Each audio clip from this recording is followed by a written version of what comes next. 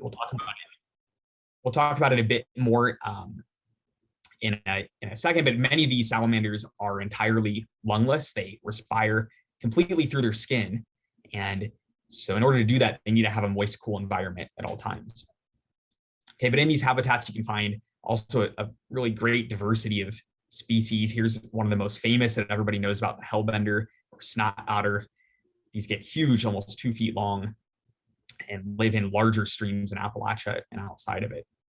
They're fully aquatic, never leaving these big streams, and are quite endangered in some places because of declines in water quality. But in smaller streams, and even in the periphery of these bigger streams, there's a great diversity of other salamanders too. And most of these belong to this family, the lungless salamanders or plethodonids. You may have learned in your herpetology classes in the past, a great way to identify these species is you can see this, it's called the nasolabial groove, this little groove between its nostril and its lip. This one here is a black-bellied salamander, one of the most ubiquitous and ecologically important species across Appalachia. These species come in really great diversity of shapes and colors and forms and natural histories. Here's a spring salamander, another common species in Appalachia that is rather aquatic and is infamous among herpetologists in that it spends much of its life hunting and eating other salamanders. It's another particularly beautiful one, the red salamander, which is found from the highest elevations in Appalachia all the way down into the coastal plain. And all these species I showed you just now have at least some dependence upon aquatic habitats in the mountains. But there are many exceptions. In fact, most salamander species do not have an aquatic phase. We'll talk more about that in a minute. But here's one such salamander. This one is famous as the mascot of the Great Smoky Mountains National Park. This is the Jordan's or red-cheeked salamander. It's found essentially only within the boundaries of Great Smoky Mountains National Park and at high elevations. And these salamanders can occur at just tremendous densities in these ecosystems and are very, very important. Okay, so that was a really rapid fire introduction just to some of these salamanders and the diversity of habitats in which they're found and why we focus on them here in the South.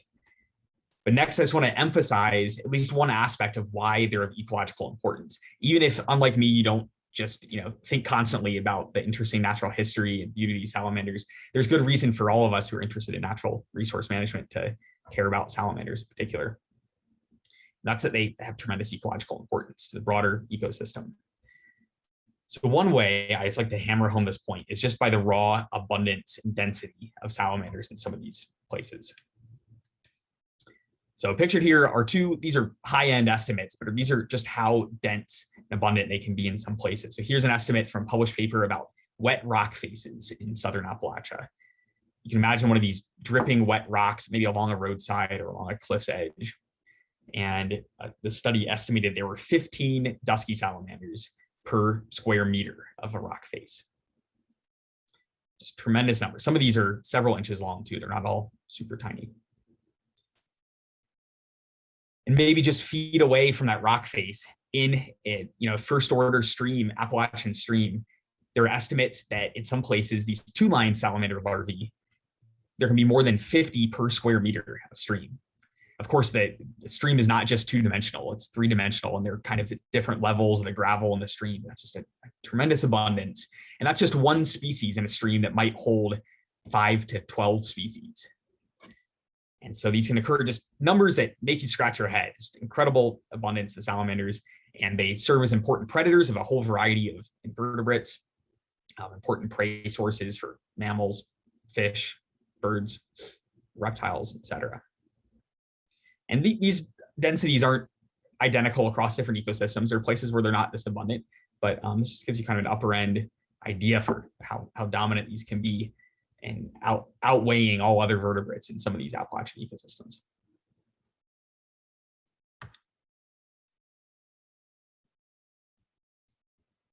Okay, the remaining 2 bits I wanted to talk to you all about are things that I think have relevance to the broad topics and how we manage forests, for example, for salamanders. One of those is the diversity of life history strategies that salamanders have. because our stereotypical view of what an amphibian is and what it does, and what that means for managing the landscape it lives in, doesn't actually hold true for all of these species. So the way we often think about an amphibian, in fact, a lot of us think of it as like a definitional quality of amphibian, is that it has this biphasic life history. This is where the name amphibian comes from. They have an aquatic stage and a terrestrial stage. And in many species, salamanders do exactly this. So pictured here is a group of eggs from a two-lined salamander. This is the group that I study mostly. These are ubiquitous in every stream from urban Atlanta to the most pristine mountaintop stream. And these salamanders glue their eggs to the bottoms of rocks, usually in riffles of streams. And so here's a picture of a rock that's been overturned with eggs attached.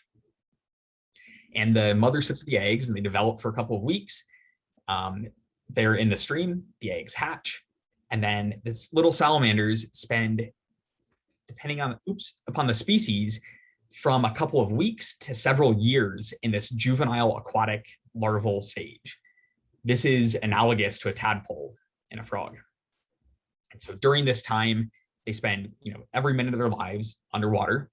They have these big bushy gills you can see here in this larva that they use to respire, in addition to respiration that's happening across their skin. They have a paddle-shaped tail that use to propel themselves through the water, much like a fish does, and are just all around well adapted for an aquatic life. They suction feed to eat a variety of aquatic invertebrates, especially. But depending upon the species, depending upon the environment, they spend weeks to years in this aquatic juvenile stage before they metamorphose into an adult. So here's the adult of that same species. The transformation might not look as dramatic as a tadpole to a frog, and perhaps it's not quite as dramatic, but there are a lot of things that go on kind of underneath the surface. This species, for example, goes from a suction feeding aquatic larva with big bushy gills to this adult that breathes entirely through its skin and has a ballistic tongue, much like a chameleon, that it uses to catch food terrestrially. These adults might then wander, depending upon the area, a couple meters to maybe 50 meters from the stream before they come back to breed. So we're all used to thinking about amphibians as this way.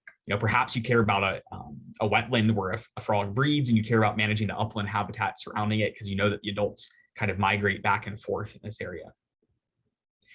But salamanders, many of them don't stick by this stereotype. They have a very different life history. And one example of that is direct development. This is what I mentioned earlier with that red cheek salamander. So many other species lay their eggs similar to the two-lined salamander I showed you. They lay them on land. Here's a female seepage salamander curled around her eggs. They were underneath a tuft of sphagnum moss. And their ancient ancestors likewise had this biphasic life history where they would have an aquatic juvenile stage. These salamanders have expedited that development. And in fact, they undergo the metamorphosis within the egg. And so by the time they hatch out, they've skipped their aquatic phase, and they hatch out as little miniature versions of the terrestrial adults. So here's what the little hatchlings of a seepage salamander look like once they've popped out.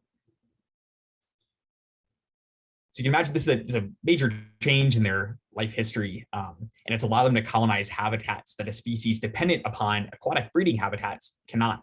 So you can find these kinds of salamanders far from the water, far from any place you'd think of as an amphibian breeding site, because they in fact can breed anywhere. They breed underneath a log or in a burrow in the soil. This seems like a kind of weird adaptation, but most of the world's salamanders have this life history, including many of our species here in the South. So obviously this has management implications, for example, because there's no part of a forest where these salamanders don't live. There's no, you can't just think about a breeding wetland, for example, and a forest buffer around it, because in fact, the entire forest is their breeding habitat.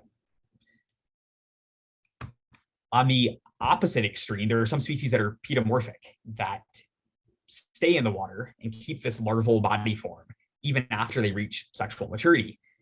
Some of these species are obligately pedomorphic and always do this. That siren I showed you earlier with the big bushy gills and just the front legs does exactly this in coastal plains, wetlands, and streams. And other species adapt this pedomorphic lifestyle as an adaptation to subterranean life, for example, in caves. This is a species that's found only in caves. So these ones never actually metamorphose, they become sexually mature, even while looking kind of like a larva.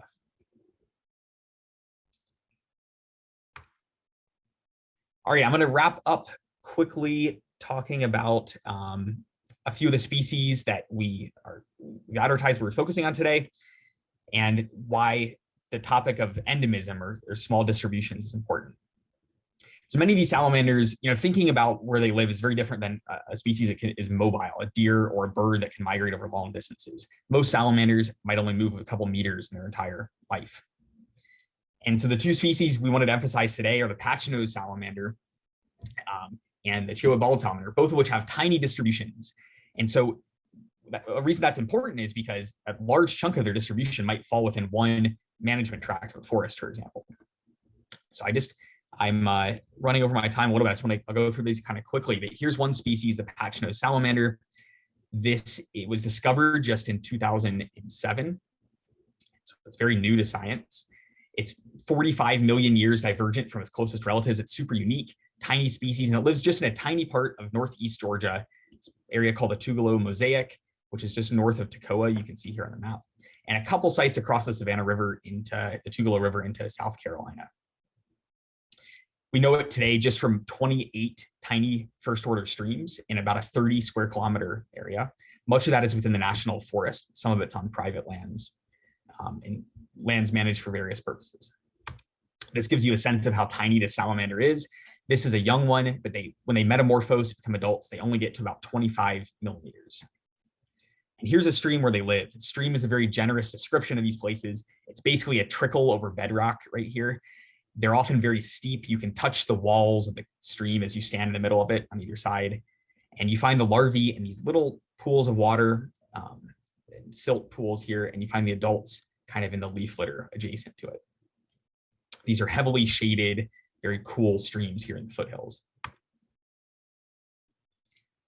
The other species we mentioned is the Cheoah bald salamander. This is a direct developing species. That patch-nosed salamander has the aquatic larva, as you just saw. These are direct developing species that have no aquatic larval stage, and they live only at high elevations. They're part of a group there's many different species at different high elevation peaks. So that red-cheeked salamander you saw is one of these. It lives in the Great Smoky Mountains. The Cheoah bald salamander, as its name very appropriately suggests, lives only on the Cheoah bald, nowhere else in the world. So you can see that here on a map. Okay, so its distribution is only about 15 square kilometers. It lives between about 1,000 and 1,500 meters in elevation. And many of these sites are in a variety of, in lands that are owned by a variety of folks and managed in different ways. It includes parts of the Appalachian Trail and some national forest, as well as some private lands. So here's a quick photo from the Appalachian Trail where the species lives. It lives a very subterranean life, but if you come out at night on one of these trails, on a moist night, you might see hundreds of these salamanders crawling around. Again, nowhere near any water source because they have this fully terrestrial direct development life history. One final note I'll just close on. You see that the red legs are an indicative characteristic of the species, but some individuals don't have them or have them very reduced, like this one here. All right, that was the whirlwind overview I wanted to give of salamanders in general from this region, and briefly touching upon these two species here. I'm going to pass the mic back to Dakota, who's going to introduce Jessica for the next section. Yeah, thank you so much, Todd. That was great. As I said when we were chatting before the webinar started, I'm definitely a plant person, and so it really blows my mind that there are little creatures that are like this big. It's amazing. But I'm also going to put Todd's info into the chat box just in case you want to reach out to him or check out other stuff that he's doing or ask him further questions. And if you have any other questions that you want to ask now or during the rest of the webinar to any of our speakers, please feel free to type them into the chat box at any time that you have them.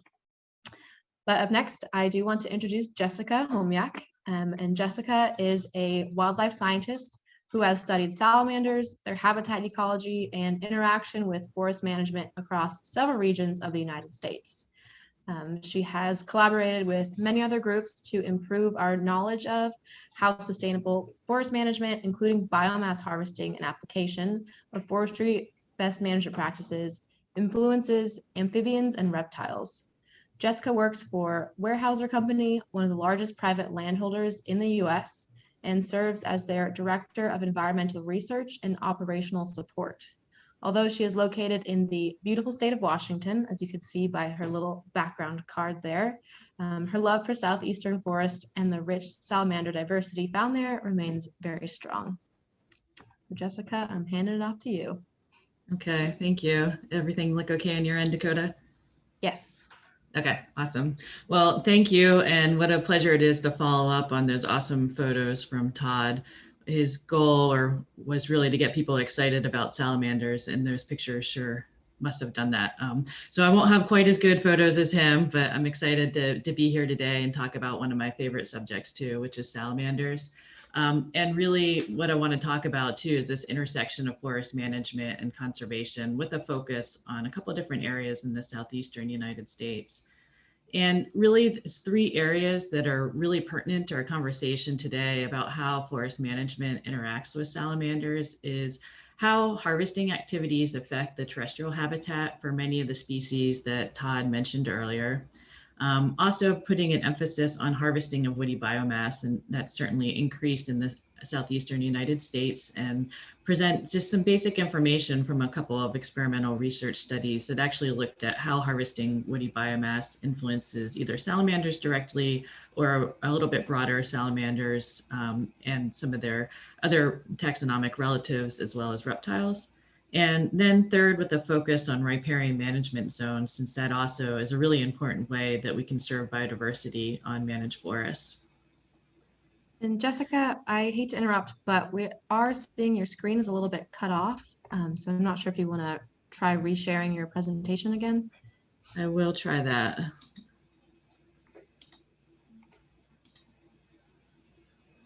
Let's try that again. Is that any better? That is your notes screen. Okay. There's always something with Zoom. Oh, that's perfect. Okay. Okay. Great. We'll try one more time. Okay, great. Thank you for that. So what we wanted to share here today was just sort of a conceptual diagram of how forest management may really kind of interact with terrestrial salamanders in basically sort of a predictive sense. So what do we know about how particularly these terrestrial salamanders interact with forestry based on many of these life history characteristics that we just learned about?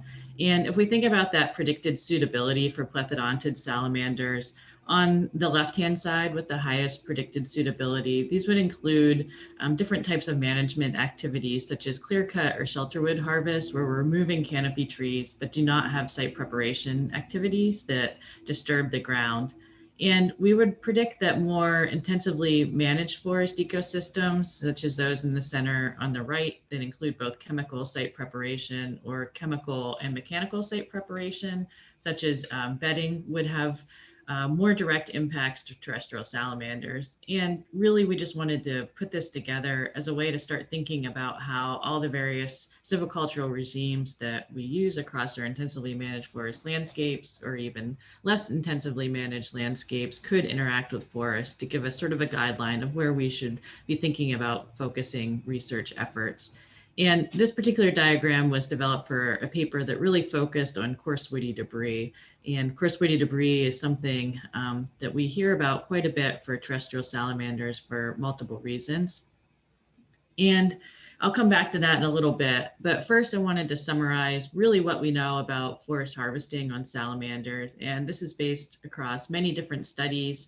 A lot of these studies have really occurred in these Appalachian forests that Todd mentioned that have these great diversity of species.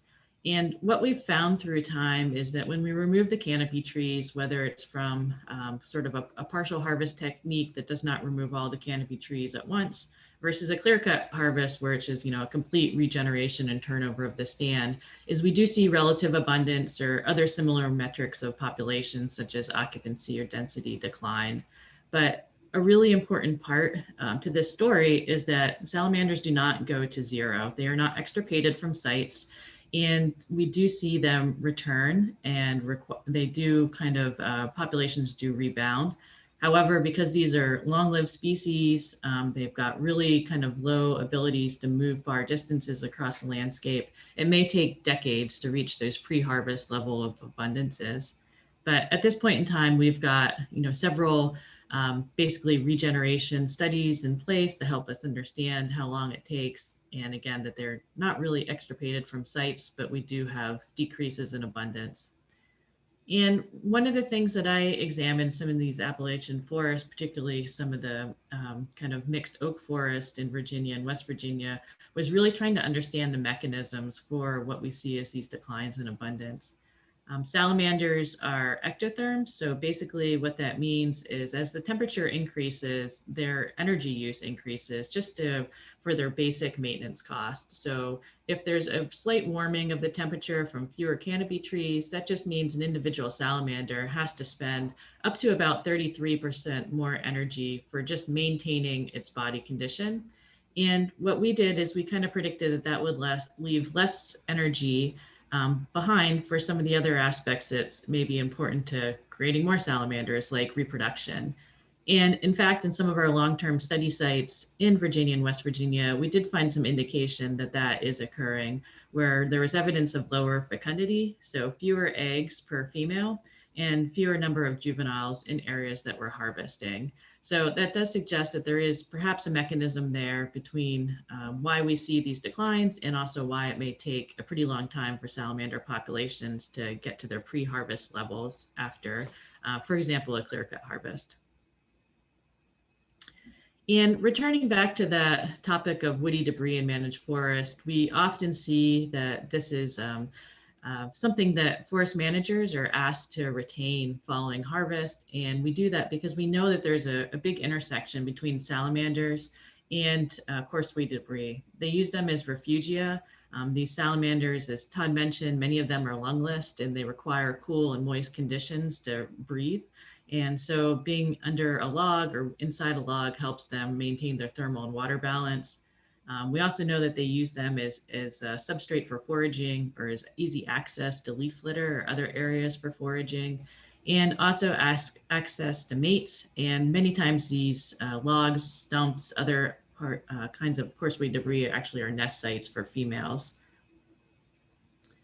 But when we think about this more broadly and from that scientific perspective, what we actually find out is if we use coarse weed debris to try and predict salamander abundances, we don't get very strong relationships. And so kind of thinking about this from where do we need to learn more, it's really about maybe not making such of these broad sweeping statements, but really trying to understand some of the fine scale differences among species and ecosystems for those relationships between salamanders and coarse woody debris. And so just one example here from some of these study sites in Virginia and West Virginia, we actually did nighttime sampling. So if we looked at the proportion of surface active redback salamanders, our most common species, and where we caught them, in fact, more than 77% were actually on leaf litter. So if we go out at night, what we're finding these salamanders is actually using leaf litter for foraging and having a much smaller proportion of their individuals were actually occurring on fine woody debris or coarse woody debris. So again, not saying that that's not still a really important part of our landscape and something that we should be managing for is large pieces of coarse woody debris to be retained through time. But from this perspective, we also need to think about what are some of the other aspects of salamander ecology that interact with forest management. I'll talk a little bit more about that in a minute. So if we looked at woody biomass in particular, some folks are probably on this call really understanding how the woody biomass market in the southeastern United States has grown over the past decade or so, particularly as we're exporting more wood pellets to Europe and other markets. There were some understandably concerns about how if we remove more woody biomass than we have in the past, that there would be negative impacts to amphibians, including salamanders. And so I'll just quickly report on kind of two studies that looked at this from an experimental framework, and they did both occur in coastal plain forest. Here, this was on some planted loblolly pine forest where we experimentally removed as much woody debris as possible. And so our two treatments that I'm showing here in the top right, this was the biomass removed treatment. So afterwards, if you looked at the kind of visual area covered by woody debris, there's only about 3 to 4% of this area was in woody biomass. In our treatments that were sort of a reference where we didn't remove woody biomass, this was 13 to 16% of the area. And we studied amphibians and reptiles in these plots for 2 years. But really what we found here is that biomass removal, even a very significant difference in the amount of biomass removed, did not influence either species diversity or occupancy of amphibians and reptiles. And secondly, I'll just report on a biomass harvesting guideline study. So the intent here was, again, was similar, was to see, first of all, could we actually manipulate the amount of woody biomass in a clear-cut harvest? And secondly, what were the impacts to species diversity and abundance? So operationally, this was a broader scale study where we looked at kind of normal operational size clear cuts and asked our harvesting operators to try and leave behind either 15% of the available woody debris on the site or 30% of the available woody debris. And what was really important from this is they were able to do that by using an area-based approach. So essentially, if you're leaving 15% of the area, take that woody debris and disperse it across the site after clear-cut harvest. And the same thing for 30%.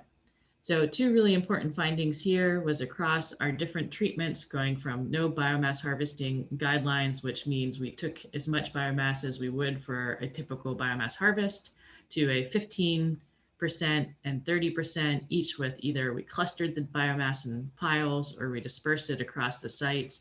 And then finally, our reference with no biomass harvest. But really what we found across this study was no effects of this removal of woody debris on the ground on either species diversity or occupancy abundance of really common amphibians on the sites. So most of our amphibians in this particular ecosystem were frogs and toads, but we did have salamanders present across both of these studies too. And one kind of final note here for this was really helping us understand that even when we took as much biomass as we would for a typical harvest, we still far exceeded basically the amounts suggested to be left on site by many of these biomass harvesting guidelines. So even under these typical circumstances, there still ends up being a lot of woody material left behind after a clear-cut harvest. And thirdly, I just wanted to touch on streamside management zones or riparian management zones. So these, of course, were developed to protect water quality across our forest landscapes. In many states in the Southeast, these are voluntary and part of our forestry best management practices. But we do really believe that these have strong biodiversity benefits, but we have not documented them very well. So alongside of the University of Arkansas and some other organizations, we developed a really broad scale study to look at the relationship between salamanders and riparian areas, or the streamside management zones in the Ouachita of Arkansas. And this can be really important too, because when we think about across a landscape, up to about 14% of a particular forest stand may actually be in these kind of voluntary set-asides for riparian management, or for what we call stringers, and some of these smaller kind of fingers coming off of the riparian zones into our stands. So it can be a pretty significant portion of the landscape is set aside from intensive management of species such as loblolly pine. So what we found here, and this was part of Jackie Guzzi's dissertation, working with J.D. Wilson at University of Arkansas, was that in these landscapes, again, intensively managed, lots of loblolly pine production, in these riparian set-aside areas, a really large diversity of amphibians and reptiles, including 10 species of salamanders. So essentially every species of salamander we would expect to find in that region, we found in these streams. And these also included 3 species of state concern in Arkansas. So that was really kind of exciting to us to help us understand what we were finding on the landscape. These streamside management zones, again, developed for water quality, were having large conservation benefits too for many other amphibians and reptiles. And what Jackie did was really try and model how the relationship between the width of the streamside management zone interacted with a measure of occupancy for these species. And we think about when she thought about this and saw the species kind of divvied out into 3 different groups. And that top group there, the Euryssia, that species of salamander, basically what we found is it occurred pretty much everywhere. It was a relatively common species of two-line salamanders, and we would find it high occupancy even in narrow streamside management zones. So it really didn't have a strong relationship with the streamside management zone width.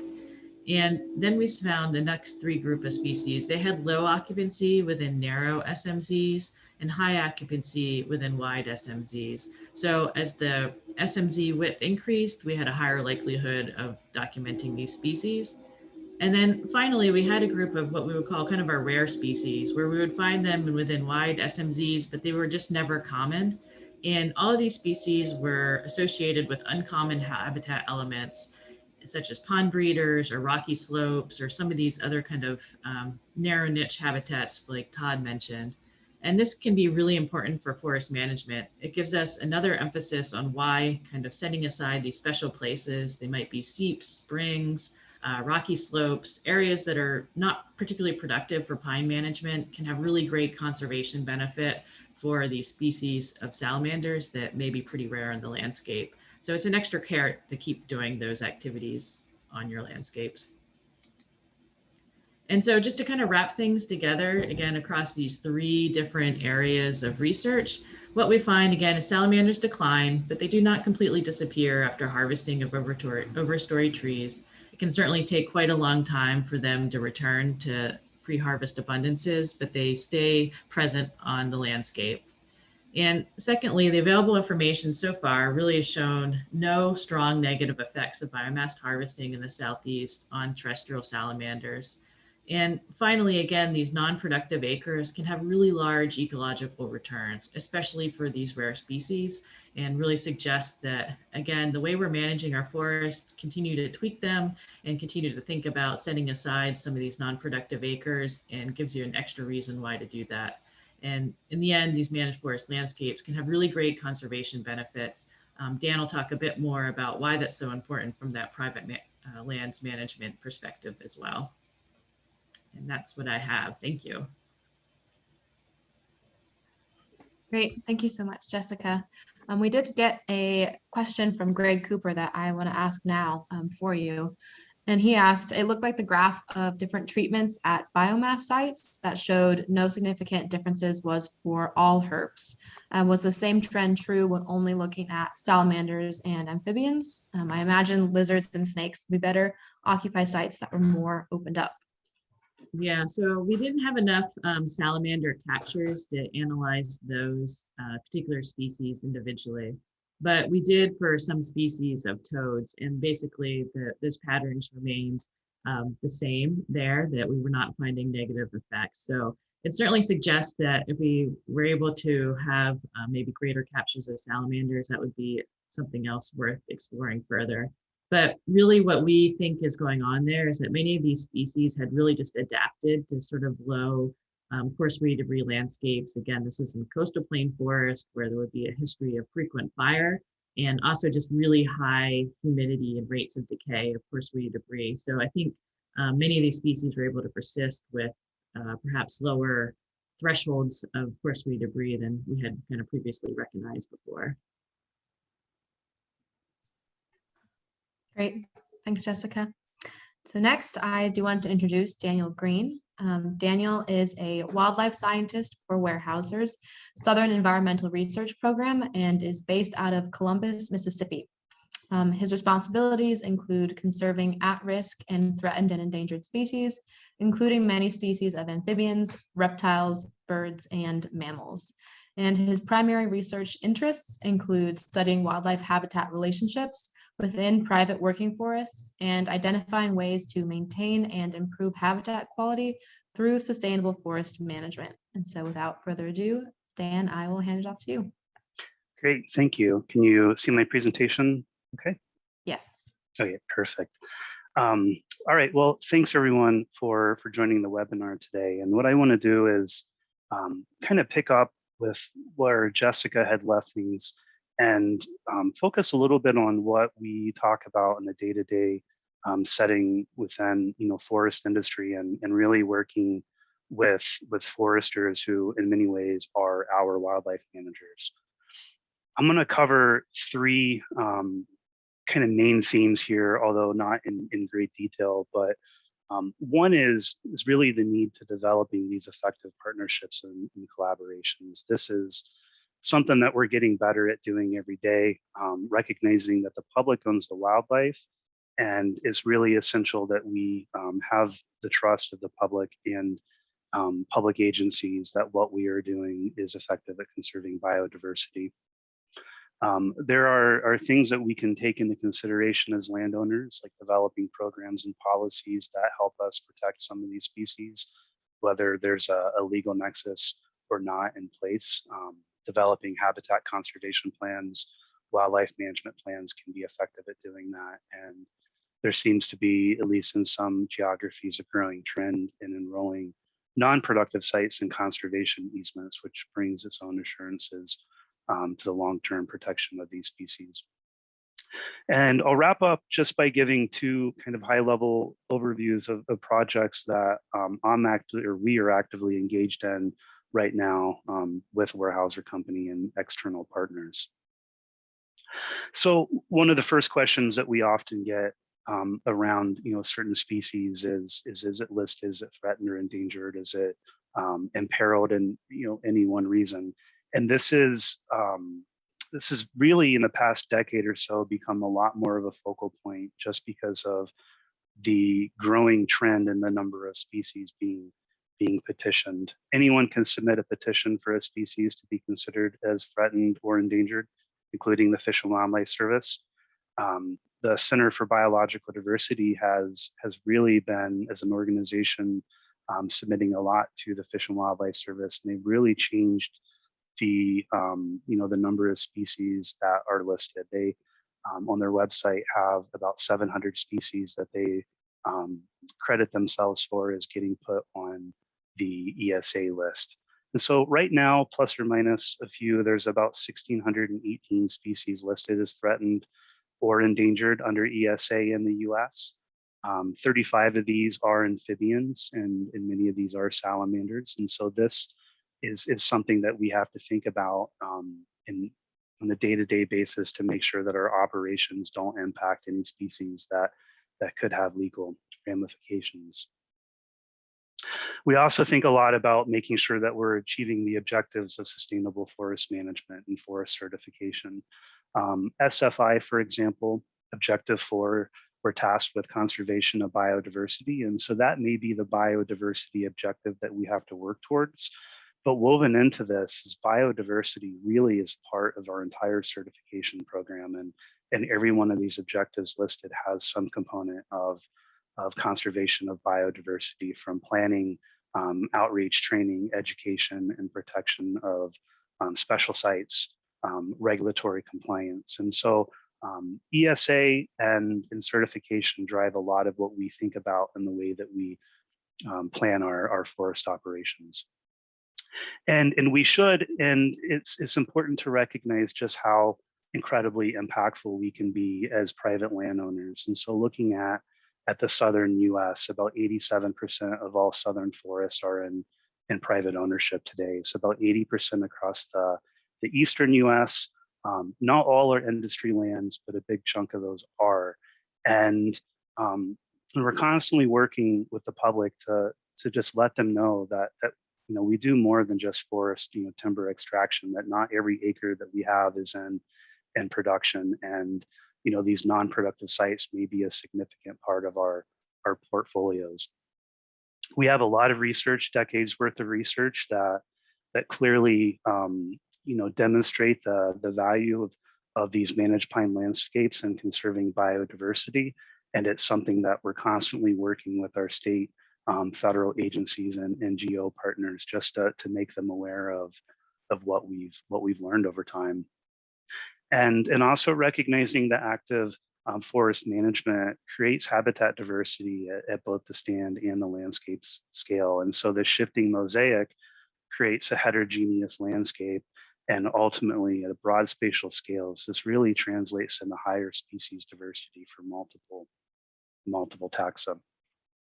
And amphibians are a very important part of this. And this kind of on the theme with what Todd was talking about, but when we think about amphibians and reptiles together often as herpetofauna, and in the US, we have about 450 species of reptiles and amphibians, and about 300 of those are amphibians, and half of that total number occurs in the southeastern United States. We have 130 amphibian species in the South, and collectively about 20% or so are endemic species. And building off of what Todd said as well, is amphibians and reptiles are often the most abundant vertebrate within these forested ecosystems, although they are very seldomly seen. And so Jessica was talking about some of the conservation value of streamside management zones, and another important area that we need to manage are isolated wetlands. And within the southeastern US and the coastal plain, we have the highest diversity of freshwater wetlands in North America.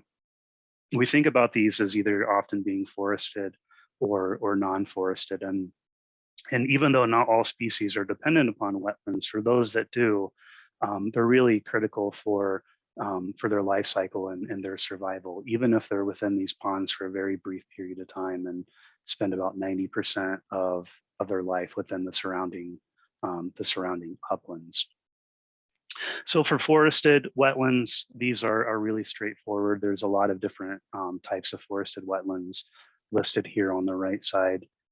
These may or may not have been included in past or current forest management practices. One of the critical things is to make sure that we don't really allow planted pine to have natural regeneration within these sites, both because they can change the canopy closure, the humidity, and the pine duff can really overtake the forest floor. But non-forested wetlands are a lot more kind of fickle and less numerous in our landscape, and some of our most critically imperiled species in the southeastern United States are dependent upon these non-forested wetlands.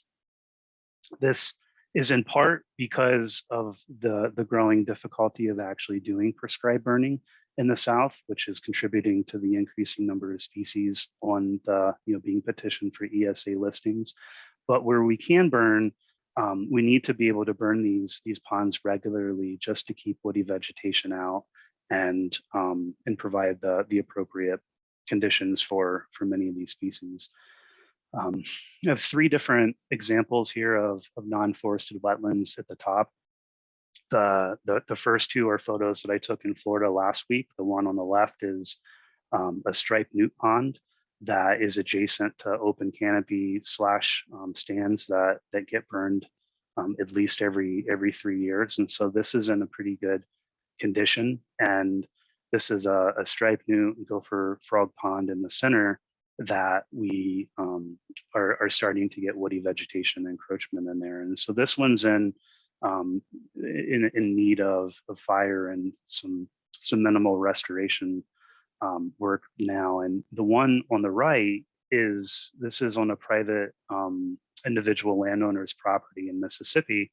And so historically, this would have been a non-forested wetland that is part of a complex of dusky gopher frog ponds. And so you can see that this hasn't had any management in a long period of time, is otherwise encroached with oaks and other hardwood species, and generally would not be obvious as a pond to the average person. So these types of sites, fire alone is not going to restore it. It may require bringing in heavy equipment and can be a fairly expensive project to get that back into a usable shape. And so it's really important that we have a good understanding of the distribution of these wetlands across our ownership, and to be able to delineate them, to put them in our GIS programs. And so using modern tools and technologies to be able to identify them, and then to be able to flag them off on the ground prior to operations. And so you can see, the photo on the right. This is an ephemeral pond that was both clear cut around and then had site preparation, and the trees are planted in the middle. And I don't know how common this is on the South, but generally these may not be obvious to contractors who are doing the planting if they're dry and otherwise just kind of a low depression. And so being able to get those sites marked off prior to bringing in the equipment will be really important.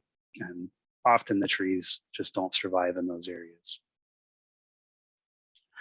And we do a lot more, going to a lot of the species that Todd was talking about that don't really have that aquatic phase of using the SMZs or ephemeral wetlands. And so we're focusing on these in some of our surveys as well, and some of these non-operational areas. And so there's a site in Alabama in a cove forest that we've been doing regular surveys with Mississippi State University.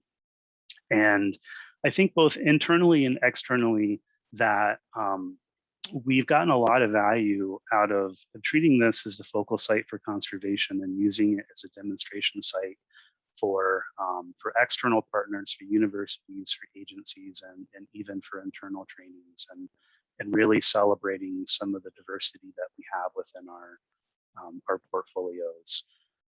These often, whether it's a seepage bog, the cove forest, have a lot of T&E species, a lot of G1 or G2 species that we need to protect, and communicate this regularly with our auditors.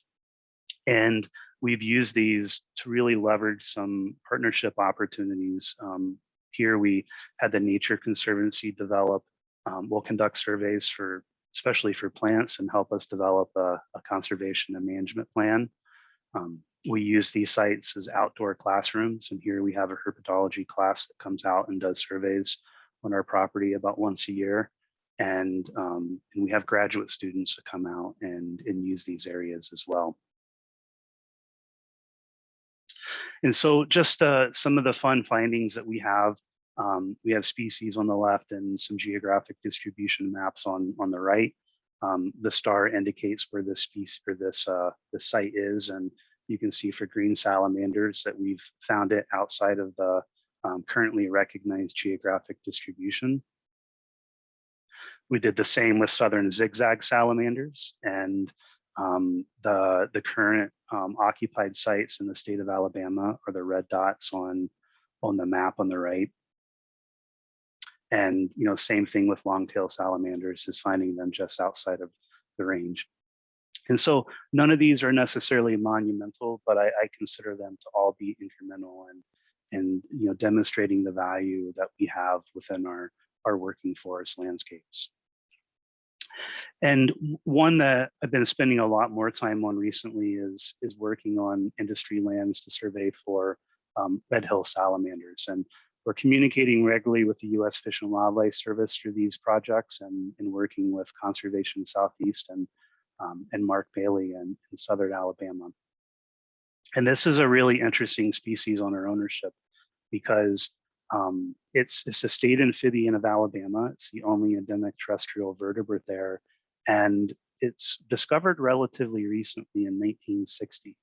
In 1976, it was listed as federally threatened under the Endangered Species Act, in part because of habitat loss through forest industry that didn't really have sustainable way to harvest timber within occupied sites, and the overall narrow geographic distribution.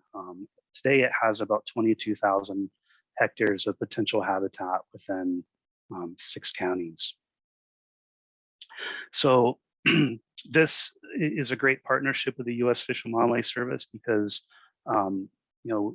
it gives assurances through, we have a habitat conservation plan for this site, which gives us incidental take coverage.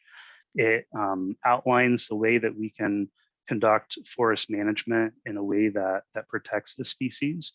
It provides assurances to the U.S. Fish and Wildlife Service that we are going to protect it and not negatively impact the habitat. That's really important for the species, because 98% of all of its habitat within the eastern U.S. or within Alabama is on private ownership, and about 40%, closer to 50% of that is on industry lands owned by just a few major landowners. And so this has minimal impact on us, because the species occurs in these steep slopes and ravines and bluffs that we generally wouldn't be operating on anyways. But it, here's an example of its geographic distribution. And so you can see these colors in the background represent different formations with geologic formations. The polygons are where it occurs with the occurrence dots here. And this was the entire distribution up until about 2005. And we allowed access to some of our lands in a different county and were able to find new populations on the different formation to the north. And so as we've been enhancing our abilities to map potential habitat for the species, we started to notice that across that other formation that we had more potential habitat than where the species was being delineated outside of the range. And so last fall with Mark Bailey, we went out and surveyed about 6 sites, and we found the species at five sites in 3 distinct areas.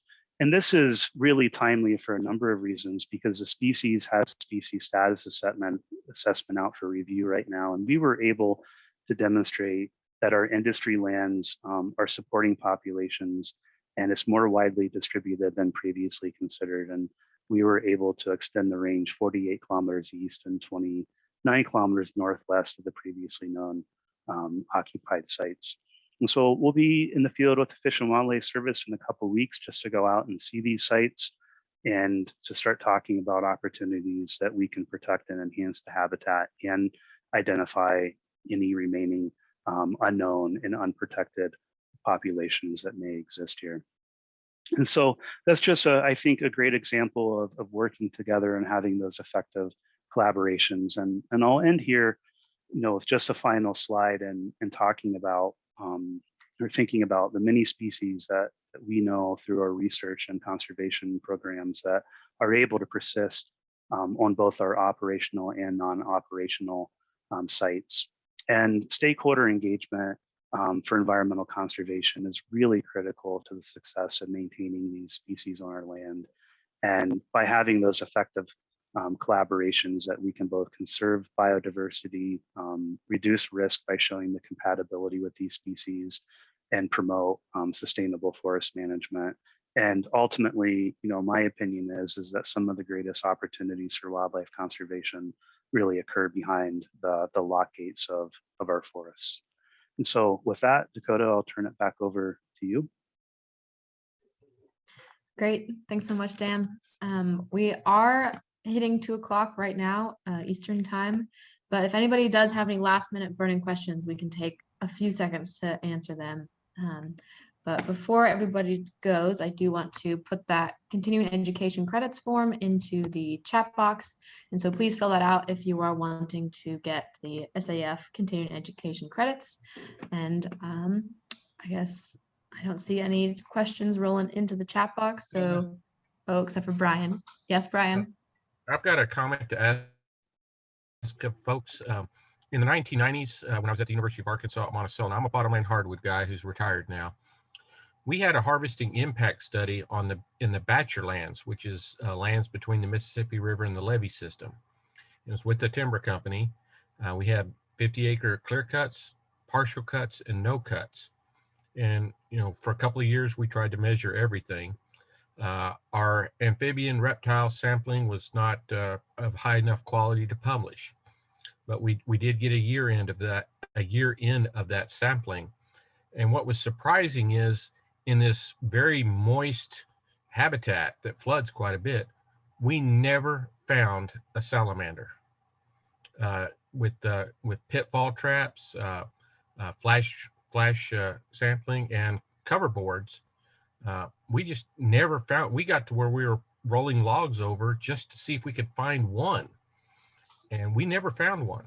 Are you aware of potentially areas that should have salamanders like that don't have any? Or maybe we just never are sampling. I mean, we were looking for them specifically after a while because we were surprised we couldn't find any. Are you aware of places like that?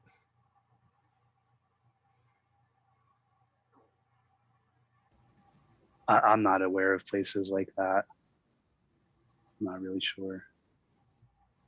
Yeah, I don't know that I have a great answer either, but I will say just in general, despite some of our best sampling efforts, as a whole, often they can be really cryptic and hard to find. So even statistically, that's why they've been challenging to study and why we don't really always have the best understanding of pretty simple questions like, where do they go following a harvest? And that does flood often, even more so now, including into mid-growing season floods with what's been happening. And we had a couple of large, long floods in the mid-90s. But I mean, to not even find one, it was just very surprising to me. If there was something, maybe pH in the water or something that was going on that was preventing them from being there. And we found a lot of other things, but no salamanders. They probably heard you were coming and then ran for the hills. Must have been something going on there. Yeah. It was just unusual, and I was just wondering if anybody had heard of situations like that. Yeah, definitely unusual, but it is after the hour, so I do want to thank Daniel and Todd and Jessica again. Thank you so much for joining us today, and I hope y'all had a great time, and thanks for joining us, and have a great rest of your day. Thanks for Thank having you. us. Yeah, thank you.